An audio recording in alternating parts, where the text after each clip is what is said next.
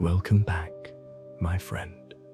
Tonight, we enter London at the dawn of the 15th century, a city balanced between the fading Middle Ages and a changing world, bounds with the Thames.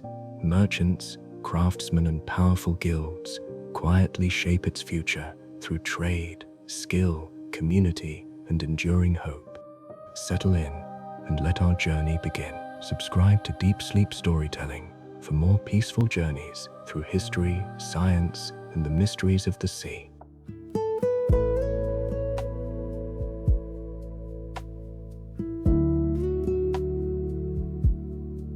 It is the year 1400.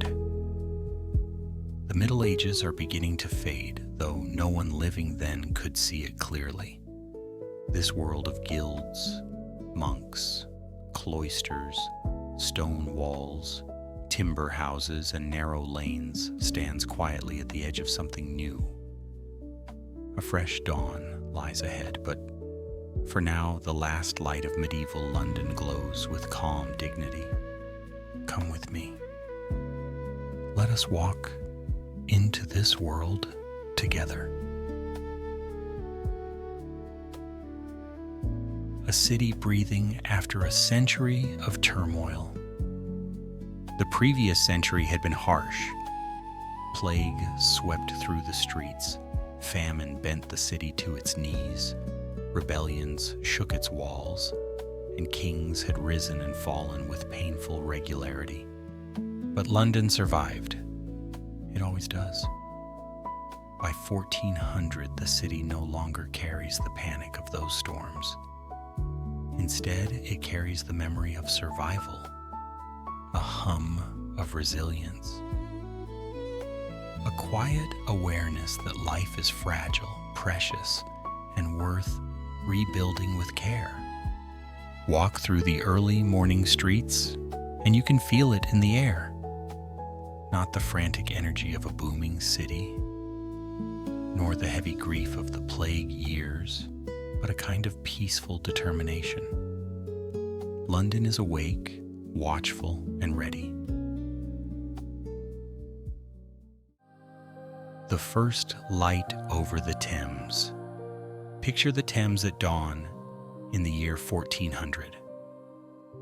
The sky is pale rose and silver, the kind that sits gently on the river like soft cloth. Boats bob at their moorings. A few watermen begin their work, dipping long oars into the slow current. Timber cranes along the wharves creak softly as workers prepare for the day. The river is not yet the roaring highway of the 1500s. It is calmer, quieter, almost meditative, but it is still the heart of London, carrying ships from Flanders, France, the Baltic, and the warm Mediterranean. Wine barrels, wool sacks, furs, glass, spices, and salt fill the docks with familiar scents. The Thames in 1400 is like a long breath taken after a difficult century, steadying itself for what comes next. The streets of a maturing city. Step off the river road and into the curling lattice of medieval streets. The houses are closer together than modern eyes might expect. Upper floors lean inward, forming a patchwork of shadowed passages. Timber frames darkened by age hold wattle and daub walls that glow warm in the first light. You hear boots on cobblestones, dogs barking lazily, a baker lifting shutters, a fishmonger humming to himself as he arranges his stall. The smell of baking bread rises from small ovens tucked behind houses. Children hurry toward chores or apprenticeships. Women carry water jugs or bundles of fabric. Church bells begin to ring, soft at first, then fuller as the city wakes. London in 1400 is not grand. It is not the polished city you know today, but it holds a kind of charm that only old cities possess. Every lane feels like a story. Every crooked building has seen more than any human lifetime could contain. A city balanced between ages. London in 1400 stands at a delicate point between old and new. It is still deeply medieval. Guilds control trades and crafts. Churches shape daily rhythms. Timber and stone define the skyline. Narrow lanes follow patterns laid centuries earlier. People dress in wool, linen, and fur, and time is kept by bells, not by clocks. But something is shifting. A new class of skilled merchants and craftsmen is rising, shaping the city with ambition. Education is spreading. Literacy slowly grows, fueled by clerks, lawyers, and scholars. Stories travel farther and faster thanks to trade networks. New ideas from Europe drift into London on ships from Italy and France. The city feels older and younger at the same time, like an elder whose eyes suddenly shine with the curiosity of youth. The guilds hold the center. Guilds remain the backbone of London life. Carpenters, fishmongers, weavers, goldsmiths, bakers, coopers, grocers, tanners, dyers, chandlers. Each group has its hall, its rules, its pride. These guilds shape everything: prices, training, quality, tradition, charity, festivals, the very identity of the city.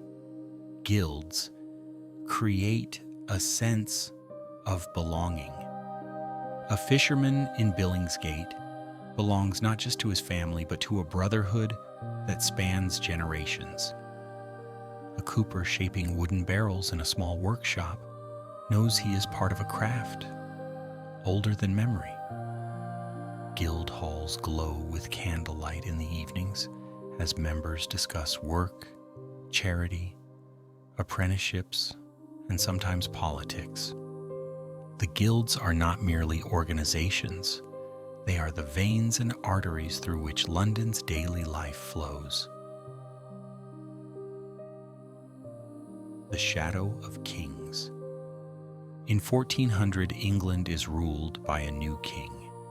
Henry IV now sits on the throne after taking the crown from Richard II. The transition was tense, uncertain, and deeply unsettling. Kings do not usually lose their crowns peacefully. London watched these events with sharp attention. The city is politically astute. It knows that royal change often brings new taxes, new conflicts, new expectations. For now, the city stays quiet, observant, and cautious. It has learned from the previous century that stability can shift very quickly. A city ready to grow again. Despite uncertainty at court, London's spirit in 1400 is hopeful. Trade is increasing. Prices are stabilizing. Children born after the plague know only life, not loss. Workshops are busy again. Churches are active. Poets and clerks fill taverns with animated conversation. Learning spreads. Music fills feast halls. Stories travel from traveler to traveler. London does not yet know that great storms are waiting in the future. It cannot foresee the wars of the roses, nor the turmoil that will shake noble houses and cities alike. For now, it stands at the edge of a new chapter with quiet confidence. The air feels lighter. The sun feels warmer. The future, though uncertain, feels full of promise. A soft ending to the first step. As chapter 1 closes, imagine the city settling into evening. Candles glow behind shuttered windows. Street vendors pack their baskets. Merchants close their ledgers. Church bells ring softly over the rooftops. The Thames darkens with the colors of twilight. London in 1400 is a city in transition. Its medieval heart still beats strong, but its future is already whispering from just beyond the horizon. Rest now, traveler. The century has only just begun, and London has many stories left to tell. Daily life in late medieval London. Let your breath fall into an easy rhythm, my friend. Tonight we wander through the daily world of late medieval London, a place that feels at once ancient and strangely familiar. Close your eyes if you like.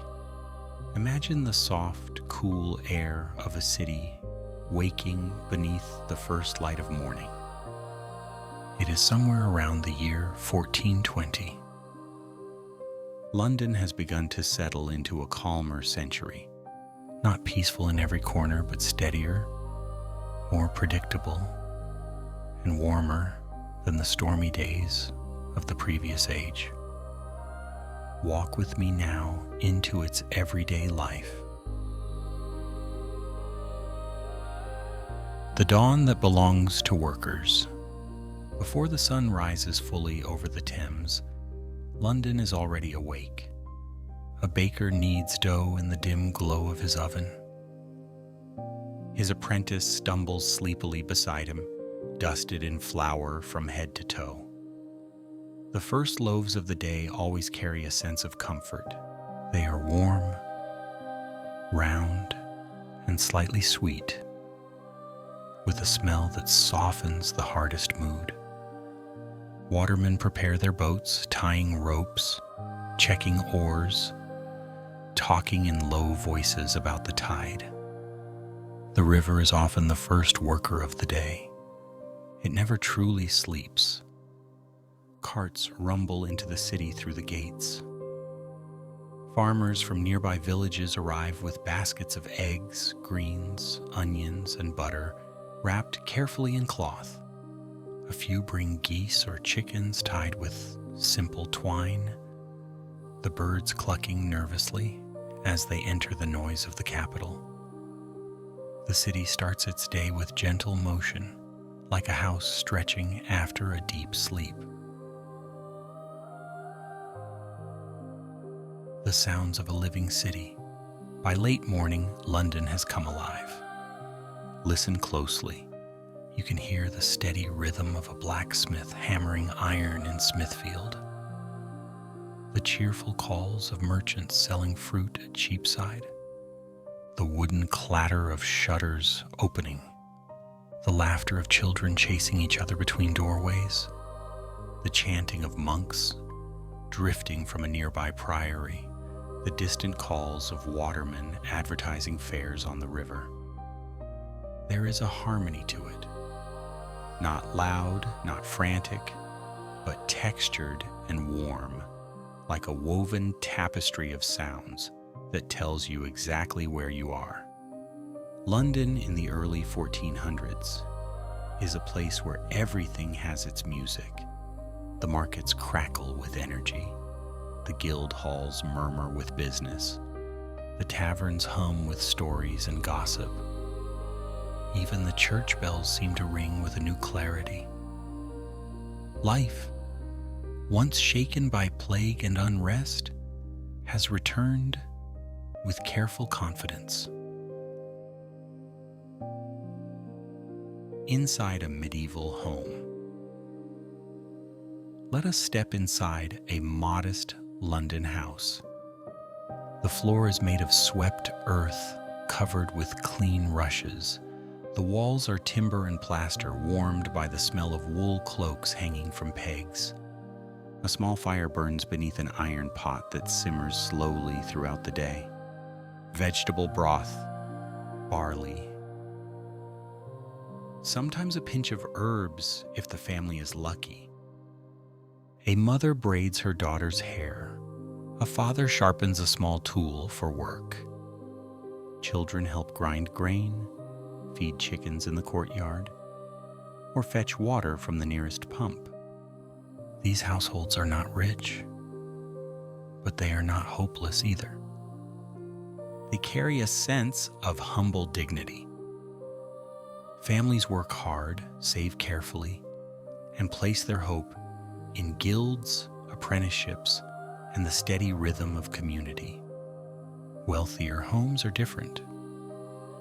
They have polished wooden floors, imported fabrics, books locked in carved chests, and meals flavored with spices from faraway lands.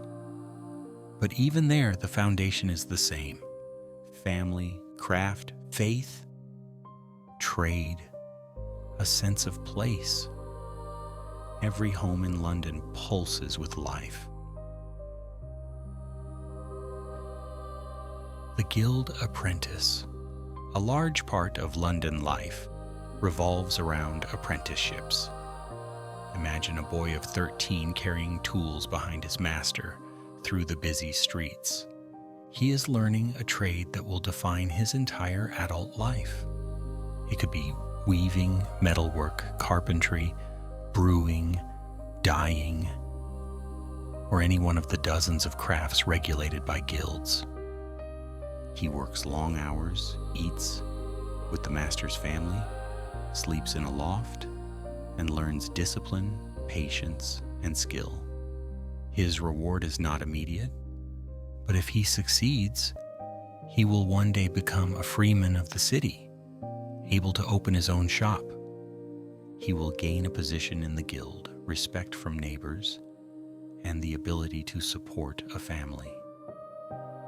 For many young Londoners, this path is the beating heart of their future, and it is one of the strongest forces binding the city together. The market as a living organism. Cheapside and the surrounding market streets are the soul of London commerce. Picture a long street overflowing with color and life. Stalls jammed so closely that only a narrow path allows people to pass.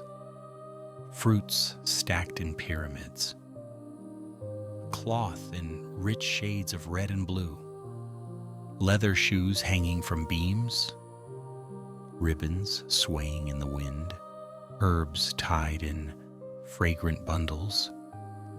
Fish laid on cool stones with sprigs of dill. The market smells of everything at once: earth, river, smoke, wool, apples, onions, tallow candles, early morning rain. People bargain, people shout, people laugh, and sometimes people argue with dramatic enthusiasm. But this is how London breathes. The market is not simply a place to buy things. It is where news travels, relationships form, alliances are made, and the pulse of the city can be felt with every step. The church in daily rhythm. Late medieval Londoners live closely with their faith. Church bells guide the day. Morning prayers begin early. Midday bells call for pause. Evening bells ring softly across the rooftops as candles begin to glow. Churches are not just spiritual places.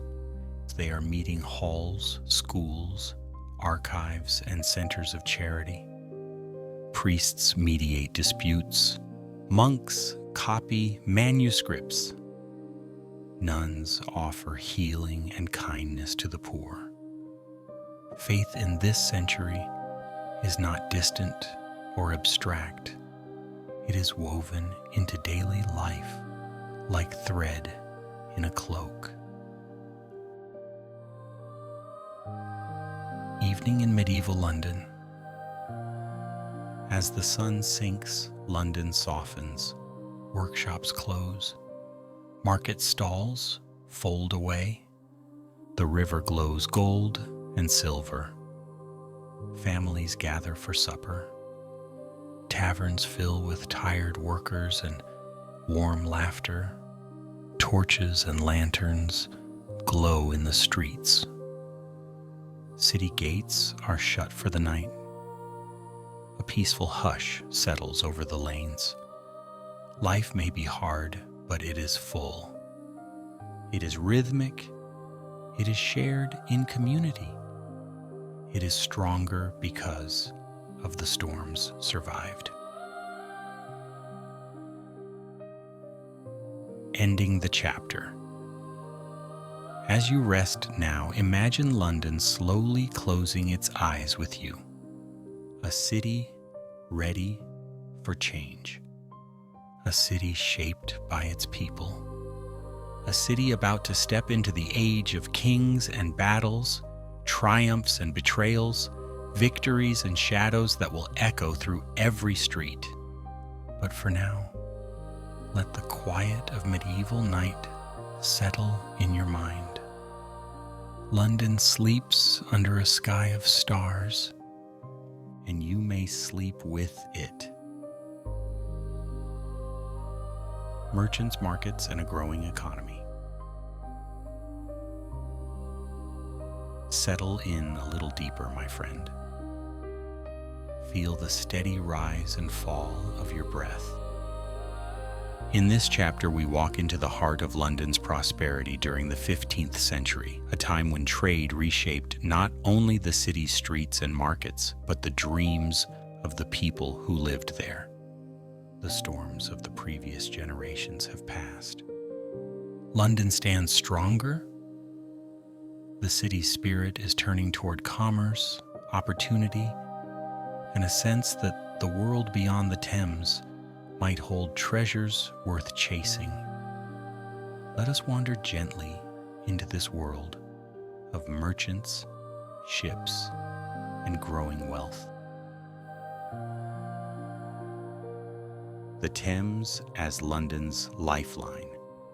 If you stand on London Bridge around the year 1430, the view before you is alive with motion. Boats glide across the surface like patient insects on a pond. Their sails catch morning light in gold and silver hues. Watermen shout greetings as they ferry passengers from one bank to another. Porters unload cargo from great ships anchored near the wharves. The river smells of salt, wood, fish, smoke, and faraway lands. It is a living highway connecting London to the North Sea, the English Channel, and the world beyond. Wool ships from East Anglia arrive with bales stacked like soft brown hills. Merchant vessels from Bordeaux dock with barrels of red wine. Cogs from the Baltic bring timber, fish, and resin. Italian traders arrive with silk threads and fragile glass. And from the Low Countries come fine cloth, tapestries, and ideas. The Thames is London's heart, beating steadily, tirelessly, carrying the lifeblood of trade into the city. The rise of the merchant class. In this century, a new group quietly reshapes society. Not nobles, not clergy, but merchants. These are men and women who understand numbers, negotiation, opportunity, and risk. They wear practical wool cloaks, not embroidered velvet. They live in spacious houses above their shops, not in castles. but their influence begins to stretch far beyond their front doors. A successful merchant family may own warehouses along the river, a fleet of small vessels, or partnerships in trading companies that reach from London to Bruges or Lübeck. Their wealth flows not from land, as with the nobility, but from movement. Movement of goods, movement of ships, movement of ideas. Merchant life is not easy, but it is full of possibility. Children in these families grow up counting coins, watching their parents negotiate, learning the languages of trade long before they travel anywhere. The 15th century belongs to them as much as to kings. Cheapside, the beating heart of commerce. Now walk with me into Cheapside, London's Grand Market Street. Here the energy feels almost electric. Shops and stalls line the road in a colorful parade. Bright fabrics flutter like banners. Clay pots sit in neat rows. Bundles of herbs hang above stalls, filling the air with rosemary, mint, and thyme. Fresh bread cools on wooden boards. Jewelry glimmers in window boxes under the watchful eyes of goldsmiths. The street hums with voices. Deep male laughter from taverns. Sharp calls of traders announcing prices. Children weaving between adults. Apprentices hurrying with baskets. Travelers asking for directions in accents from across Europe. Cheapside is not just a place to buy goods.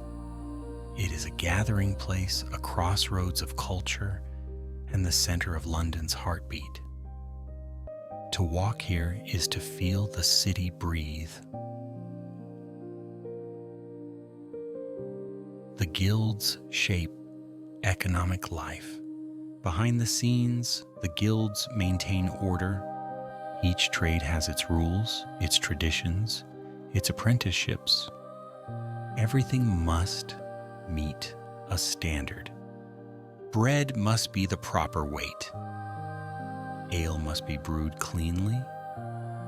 Cloth must be measured honestly. Shoes must be properly stitched. Metalwork must be tested for purity. Guild halls stand like anchors in the urban landscape, solid, respected, warm with candlelight during evening meetings. Guild members debate prices, vote on new apprentices, assist injured workers, donate to the poor, and organize processions during feast days. The guilds act as schools, governments, and families all at once. They are the fabric that holds the city together. In a world of growing trade, they also safeguard quality and fairness, ensuring that London's reputation travels well across distant ports. London as an international hub. London in the 15th century is more connected to the world than ever before. Foreign merchants stroll through the markets, their accents mixing with English voices. German traders from the Hanseatic League maintain a strong presence at the steel yard near the river. Italian bankers and cloth merchants introduce new business methods that fascinate Londoners. French traders are both rivals and partners, depending on the mood of kings. Maps change, routes expand, and with each passing decade, London grows more outward-looking. Travelers bring not only goods, but stories, innovations, tastes, and customs that slip quietly into London life. A new kind of city is forming, shaped by trade rather than war. Wealth and inequality. As trade grows, so does wealth. Some merchant families rise quickly, becoming as influential as old noble houses. They buy fine clothing, commission art, donate to churches, and educate their children. But the economic rise is not equal. Many Londoners still struggle. Laborers work long days for modest wages. Servants serve without the promise of upward mobility. Small craftsmen risk losing business to larger guild masters. Yet even these realities carry a sense of stability. Unlike the previous century, life feels less precarious. Food supply is steadier. Employment is more predictable. Opportunities, though uneven, are growing. The city is imperfect, but alive. The evening calm. After a day of trade. When the sun begins to lower, London softens. Merchants close shutters. Markets settle into a hush. The river glows with warm light. Taverns fill with tired workers seeking ale, a meal, and a moment of shared laughter. By nightfall, the city moves slowly. Lanterns flicker in doorways. Church bells sound softly across rooftops. Homes gather around hearth fires. The day has been long. Goods have changed hands. Coins have passed from palm to palm. Dreams of ambition have grown a little brighter. London rests, but it does not sleep entirely. Somewhere, a scribe finishes a ledger. A sailor ties the last knot. A baker begins preparing dough for dawn. Commerce never fully stops. It only pauses like the tide before rising again. Ending the chapter. As you rest now, imagine the city settling into quiet harmony. A world built on craft, trade, and careful balance. A world preparing for both triumph and turmoil in the years ahead. London in this century is strong, vibrant, hopeful, and unaware that political storms are gathering just beyond the horizon. Sleep gently, traveler. The story continues soon, and the next chapter waits for you. Guild power and urban identity. Settle your breath, my friend. Feel the calm at the edges of your mind. Tonight we wander deeper into the London of the 15th century, a city shaped not by kings or knights, but by something quieter and far more enduring, by the guilds, by the craftsmen, by the people who built the city's daily life with their hands, their tools, their discipline, and their pride. Let us step softly into this world of work, tradition, and rising civic identity. The guilds as the city's backbone. Imagine London from above in the year 1440.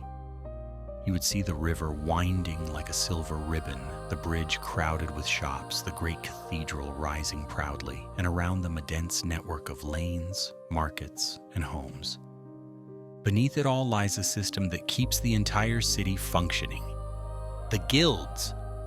Every trade has one, every craft has rules. Every worker, apprentice, and master belongs to an organized community that binds them to the city as tightly as family. There are guilds of fishmongers, bakers, coopers, weavers, goldsmiths, tanners, brewers, grocers, carpenters, mercers, butchers, and dozens more. Some are modest and humble, while others shine with wealth and influence. To be part of a guild is to belong to something larger than oneself. A walk through guild halls. Let us walk together through a quiet London evening. The sun has just set, and candles are being lit in the grand guild halls. These buildings stand proudly along important streets, their timber beams polished, their doors carved with symbols of their craft. Inside, the rooms glow with warm light. Benches are arranged neatly. Mugs of ale sit on wooden tables. Ledgers are open with neat handwriting marking dues, agreements, and decisions.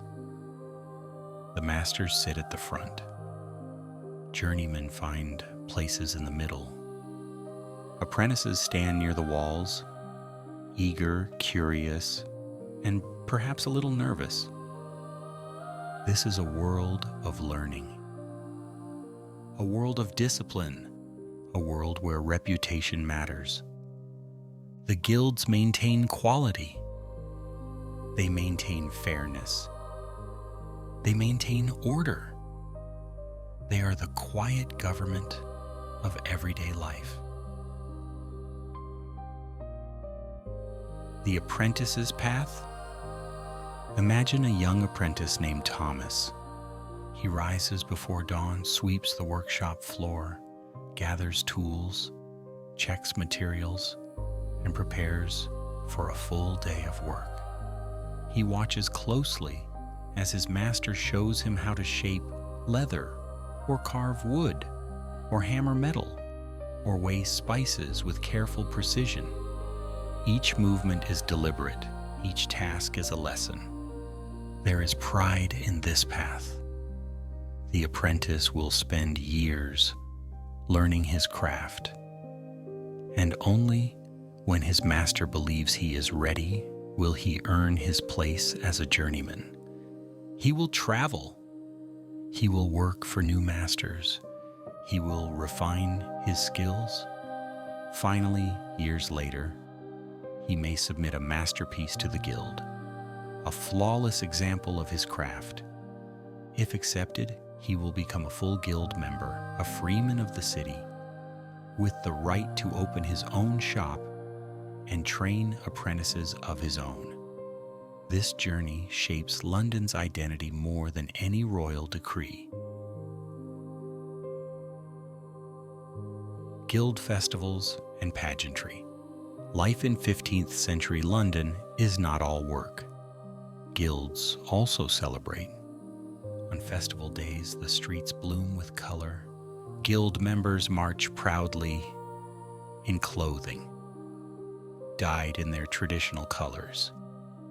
They carry banners, symbols of their craft, and sometimes even dramatic props. The carpenters build moving stages. The weavers create beautiful cloth to decorate streets. The goldsmiths polish gleaming ornaments for processions. The fishmongers, always enthusiastic, bring displays that make children laugh and adults shake their heads fondly. These festivals are not minor events. They are moments when the entire city gathers to honor tradition, unity, and skilled hands. The guilds create a sense of belonging that no other institution can match. Guilds and civic government. By the mid-15th century, the guilds begin to influence politics. Guild leaders sit on London's governing bodies. They advise the mayor. They organize defenses in times of threat. They negotiate with the crown when taxes rise. They even shape laws that affect the city's trade and daily business. In many ways, London becomes a city run by workers rather than nobles. Men who understand trade, craft, and community hold real power. This helps London remain stable even when the kingdom beyond its walls trembles with unrest. And soon, unrest will arrive. The growing pride of a city. Guilds do more than regulate labor. They create identity. A goldsmith does not just make ornaments. He belongs to a lineage of craftsmen stretching back centuries. A brewer does not simply prepare ale, she preserves a tradition vital to London's life. A carpenter does not just cut wood, he shapes the buildings, stalls, and bridges that give the city its form. Londoners introduce themselves by trade, not status. They speak with pride about their guilds. They wear symbols of their craft during certain festivals. They keep tools as carefully as soldiers keep weapons. This pride gives London a character unlike any other city in England.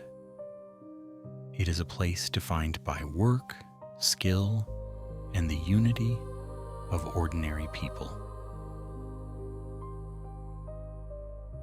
Daily life inside a workshop. Let us step into a craftsman's workshop.